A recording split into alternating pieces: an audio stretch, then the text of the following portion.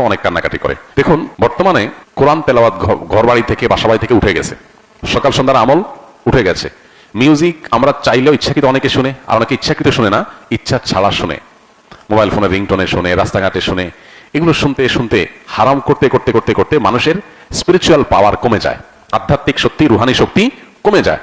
এর ফলশ্রুতিতে শয়তানের উপদ্রব, জিন্নাতের উপদ্রব, এগুলো অনেক বেশি বেড়ে যায়। তখন মানুষ নিজেকে আর সঠিক পথে আনতে পারে না, অসুস্থ থাকে। তো এই সমস্যাগুলো এখন ঘরে ঘরে। এই জন্য 1 নম্বরে প্রয়োজন হলো তাওয়ায়ে নাসুহা, সকল গুনাহ থেকে বেঁচে থাকা। বাসা বাড়িকে ছবি, প্রাণীর ছবি, ভাস্কর্য, মূর্তি, এগুলো থেকে পরিচ্ছন্ন করা। মিউজিক যাতে 1 সেকেন্ডের জন্য বাঁচতে না পারে সে ব্যবস্থা করা। এবং সেই সাথে বাসা বাড়িতে সকল মাসনুন আমল, রক্ষা কবচ আমল, সকাল সন্ধ্যার দোয়া, প্রবেশের সময় বিসমিল্লাহ, বের হওয়ার সময় বিসমিল্লাহ, সালাম দিয়ে প্রবেশ, এই আমলগুলো নিয়মিত করা। কোরআনে কারীমের তেলাওয়াত যেই বাসায় উচ্চস্বরে নিয়মিত হয় আর অন্যান্য হারামগুলো থেকে বেঁচে থাকা হয়, সেই বাসায় দুষ্টজনের উপদ্রব বা সেহের, ব্ল্যাক ম্যাজিক কাজ করবে না। এই জন্য এই আমলগুলো আমাদের বাড়ানো দরকার। পাশাপাশি এই জাতীয় সমস্যা যদি আমার মনে হয় যে এটা আসলে জিন্নাতের কোনো সমস্যা, সেহেরের কোনো সমস্যা, তাহলে সেক্ষেত্রে ভালো কোনো রাকির পরামর্শ নিতে হবে। তারা পরামর্শ দিতে পারবে আপনাকে, এবং তারা যে রুকিয়া দিবে, ঝাড়ফুঁক দিবে, সেটা অনুযায়ী নিজে নিজে সেলফ রুকিয়া করতে পারেন, বা রাকির মাধ্যমে আপনি ঝাড়ফুঁক। আগে আমি আমার স্ত্রীকে ভয় দেখাবার জন্য 2 তালাক দিয়েছিলাম। এই থেকে কি আমার তালাক হয়ে গেছে? 2 তালাক না 1 তালাক দিয়েছিলাম জানি না, যাই হোক 1 বা 2 বুটেই বোঝা যাচ্ছে। যেটাই হোক না কেন, ভয় দেখানোর জন্য তালাক দিলে তালাক হয়ে যাবে। তালাক এমন একটা জিনিস, এটা আমি তালাক দেওয়ার নিয়তে বলি না, এটাকে ভয় দেখাইতে বলছি। এটা বললে তালাক অকার্যকর থাকবে না, তালাক ঠিকই কার্যকর হয়ে যাবে। নবীজি সাল্লাল্লাহু আলাইহি ওয়াসাল্লাম বলেছেন, সালাতুন জিদ্দুহুন্না জিদ্দুন ওয়া হাজলুহুন্না জিদ্দুন। 3টা বিষয় এমন আছে যেগুলো সত্যি সত্যি করলে যা হবে, রসিকতা করে, দুষ্টমি করে, অথবা অন্য কোনো উদ্দেশ্যে বললেও সেটা হয়ে যাবে। এর মধ্যে একটা হলো বিবাহ, আরেকটা হলো তালাক। এই যে বিবাহ, তালাক, এগুলো কিন্তু দুষ্টমি করে বললেও হয়ে যাবে, আবার সত্যি সত্যি বললেও হয়ে যাবে। এখন আপনি ভয় দেখানোর জন্য যদি বলেন যে তোমাকে তালাক দিলাম, তাহলে তালাক হয়ে যাবে। ভয় দেখানোর জন্য জিনিস খুঁজে পান না, তালাক দিবেন। ভয় দেখানোর জন্য আর বহুত জিনিস আছে। আপনি ভয় দেখানোর জন্য একজনের বুকে ছুরি মেরে দিচ্ছেন, বুকে ছুরি মেরে দিচ্ছেন কেন? ভয় দেখানোর জন্য। কি বলেন? লোকটা মরে যাবে না বেঁচে থাকবে? যদি বলেন যে না, আমি তো মারার জন্য মারি নাই, ভয় দেখানোর জন্য মারছিলাম, এই কথা বললে কি লোকটা বেঁচে যাবে? তালাকটা এরকম। অনেকে তালাক সম্পর্কে জানেন না। এই জন্য আমি অনুরোধ করি, যারা বিয়ে শাদী করেন নাই, বিয়ের আগে তালাক সম্পর্কে ভালো করে জেনে নেন। তালাক সম্পর্কে যদি না জানেন, কখন কি সর্বনাশ করে ফেলবেন নিজেটা নিজে টের পাবেন না। এবার আমাদের সতর্ক থাকতে হবে। আল্লাহ আমাদের বুঝার তৌফিক দান করুন। তবে 1 তালাক বা 2 তালাক দিলেও সম্পর্ক চিরতরে শেষ হয়ে যায় না। ইদ্যতের মধ্যে থাকলে ওইটা আবার ফেরত নেওয়ার সুযোগ থাকে। আর যদি ইদ্যত পার হয়ে চলে যায়, তা আবার নতুন করে আগ্ধ করে বৈবাহিক সম্পর্ক স্থাপন করা যেতে পারে, যদি তালাক 3টা না হয়। এখানে 1 তালাক দিয়েছেন বা 2টা তালাক হয়েছে, তাহলে সেক্ষেত্রে এখন আরেকটা তালাক ছিল বিধায় আপনি আবারও সংসার করতে পারবেন, যদি এরপরে আর কোনো তালাক না দিয়ে থাকেন। আর যদি ডেইলি আপনি ভয় দেখানোর জন্য তালাক দেন, তাহলে তো বহুত আগে শেষ হয়ে গেছে সম্পর্ক। সরকারি প্রাথমিক বিদ্যালয়ের শিক্ষক হিসেবে কর্মরত আছি।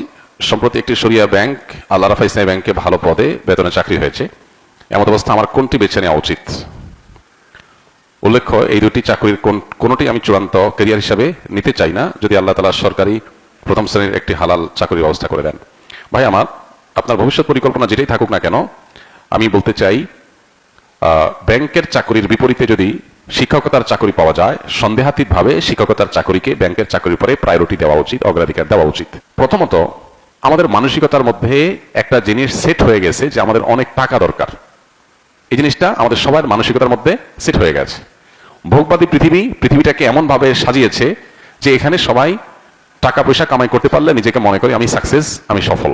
মানুষ সুখের পথ এটা নিশ্চিত করবার জন্য যতটা চেষ্টা করে, তার চেয়ে বেশি টাকা কামাই করার চেষ্টা করে।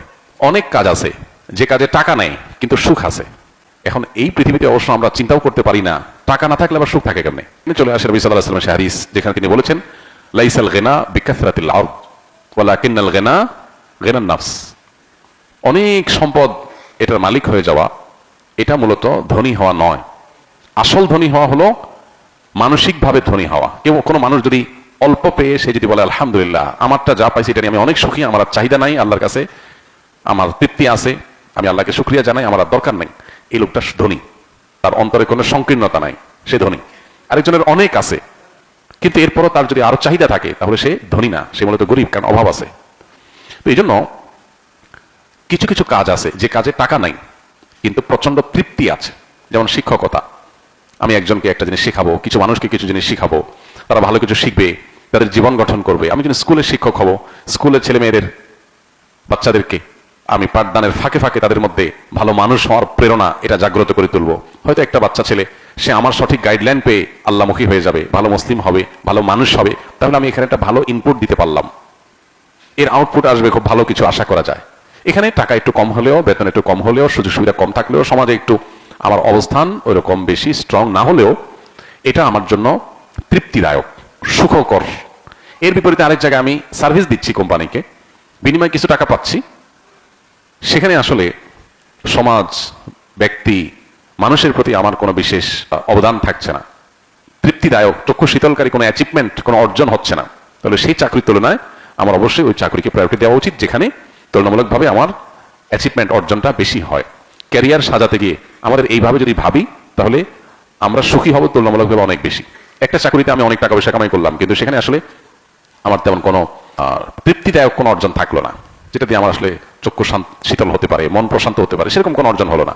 টাকা অনেক হলো, তো মনের শান্তিটা আল্লাহ তাআলা এটাতে দিবে না। শরীরের শান্তি এটা হয়তো টাকা দিয়ে কিছুটা হতে পারে, কিন্তু মনের শান্তি, আসল শান্তি সেটা আল্লাহ তাআলা দিবেন না। এই জন্য শিক্ষকতার পেশাকে অবশ্যই প্রায়োরিটি দেওয়া উচিত। তাছাড়া ইসলামী ব্যাংকগুলোতে ইসলামী ব্যাংকিং পরিপূর্ণভাবে হয় কিনা, কতখানি হয়, সেটা নিয়ে যথেষ্ট বিতর্ক আছে, ধোঁয়াশা আছে এবং বড় ধরনের প্রশ্ন করার সুযোগ আছে। তো আমি সন্দেহের ঊর্ধ্বে ওঠার সুযোগ যদি থাকে তাহলে সন্দেহের মধ্যে কেন ঢুকতে যাব একটু বেশি টাকার জন্য? একজন ইমানদার টাকার পরিমাণ না দেখে তিনি তার তাকওয়ার জন্য কোনটা বেশি অনুকূল সেটাকে দেখবেন, সেই চেষ্টা করবেন। অতএব আশা করি যে আপনি এখান থেকে আপনার করণীয় বা আপনার কি করা উচিত সে সম্পর্কে একটা ধারণা পেয়ে গেছেন।